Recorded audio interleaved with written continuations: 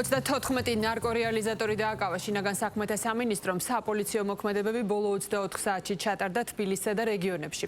ბრალდებულებს შორის არიან როგორც საქართველოს, ისე უცხო ქვეყნის მოქალაქეები. გენო სიღმაშვილი შემოგვიერთდება ამ თემით ახლა პირდაპირ ეთერში. მისგან უფრო მეც მოვისმენთ. გენო, გისმენთ. ლიზა, შინაგან საქმეთა სამინისტროში შინაგან საქმეთა მინისტრის მოადგილე ალექსანდრე დარახველიძემ გამართა ცოტა ხნის წინ ბრიფინგი და სწორედ ამ ბრიფინგიდან გავიგეთ, რომ ბოლო 24 საათის განმავლობაში თბილისსა და რეგიონებში ჩატარებულა სპეცოპერაციები და ამ სპეცოპერაციების შედეგად საერთო ჯამში დაკავებულია 34 პირი.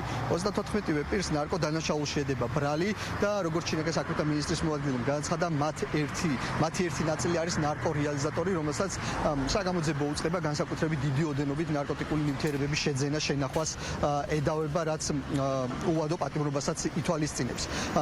თუმცა სანამ ეს სპეცოპერაციები ჩატარდებოდა და მოხდებოდა აღნიშნული პირების დაკავება, მანამდე როგორც ჩანს სასამართლოს განჩინების საფუძველზე შინაგან საქმეთა სამინისტროს წარმომადგენლებმა ფარულად შეისყიდეს ნარკოტიკული ნივთიერებები იმის დასამტკიცებლად, რომ ეს პირები იყვნენ სწორედ ნარკოდანაშაულში ჩართულები და ამის აუდიო-ვიდეო გადაღებაც მოახდინეს. ამ კადრების ნახვის საშუალება გაგვქენ და ცხადია, ეს კადრები იქნება მთავარი მტკიცებულება დაკავებული პირების მიმართ სასამართლოს სხდომების მიმდინარეობისას.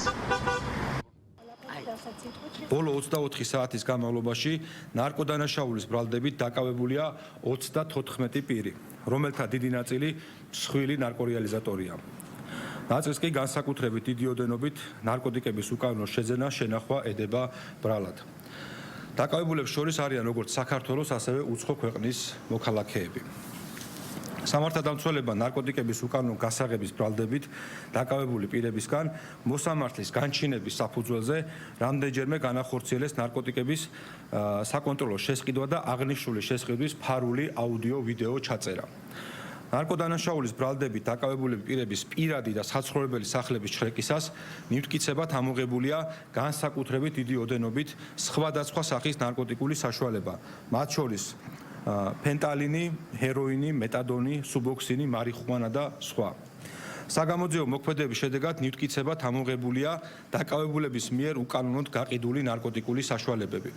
ასევე სავარაუდოდ ნარკოტიკების უკანონოდ რეალიზაციის შედეგად მიღებული თანხა და არარეგისტრირებული ცეცხლსასროლი იარაღები და საბრძოლო მასალა.